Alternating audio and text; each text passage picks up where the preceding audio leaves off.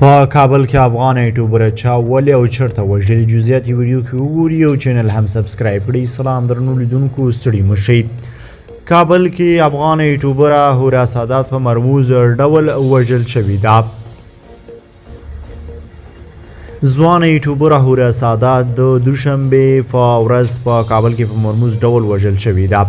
د کندوز ولایت اوسیدونکي او ځوانه یوټیوبره هورا سادات چې په بېلابېلو یوټیوب چینلونو کې کار کاوه په مرموز ډول په کابل کې وژل شوې ده. د هورا سادات کورنۍ همکاران او د طالبانو د حکومت امنیه قومندانۍ په کابل کې د هورا سادات وژنه تاییدوي. د هورا سادات ورور چې د موضوع د حساسیت له امله نه غواړي نوم یې په راپور کې واخیستل شي، د چهارشنبې په ورځ یې د هورا سادات همکار ارشاد مرمن ته ویلي چې خور یې د دوشنبې په ورځ وژل شوې ده. هغه ویلي دقیقاً د دوشنبې ورځ سهار وختي و چې د غمجنې پیښې له امله مو هورا سادات له لاسه ورکړه. د هورا سادات ورور د هغې د مړینې د څرنګوالي په اړه د ازادۍ راډیو پوښتنې ځواب نه کړي. د هورا سادات همکار ارشاد مرمن د ازادۍ راډیو سره په خبرو کې وویل، تېره ورځ د ډېرو هڅو سره مو چې درلودې کورنۍ مو یې له نږدې ولیده. د کورنۍ وضعیت یې ډېر خراب او ناراحته کوونکی و. کو څه هم موږ نږدې 40 دقیقې د دوی په کور کې وو، په دې 40 دقیقو کې موږ ته هېڅ جزئیات رانه کړل. یوازې دومره یې ویل چې غوښتل یې د هورا سادات جسد کندوز ته انتقال او هلته خاورو ته وسپاري، خو د ځینو دلایلو له امله ونه توانېدل او په کابل کې د ماشومانو د یوه ساده پارک مخې ته خاورو ته وسپارله، ځکه هغه د ماشومانو ډېره لیواله وه.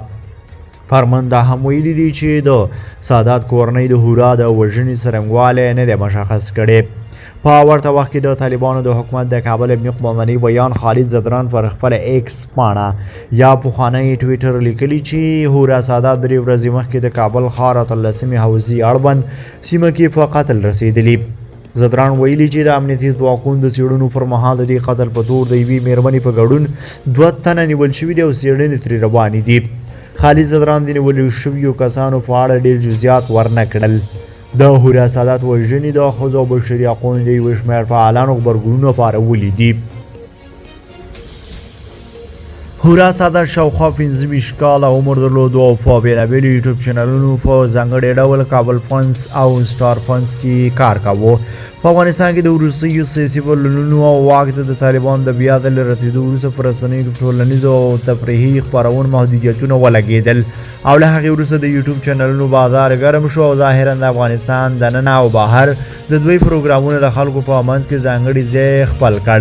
خو په دې وروستیو کې یو شمېر یوټیوبران په افغانستان کې د خپلو پروګرامونو له جوړولو وروسته د ستونزو او ننګونو له امله له هېواده وتلو ته اړ شول او د طالبانو حکومت یې د دوی په سانسورولو تورن کړي دي، خو د طالبانو حکومت دا موضوع بار بار رد کړې ده.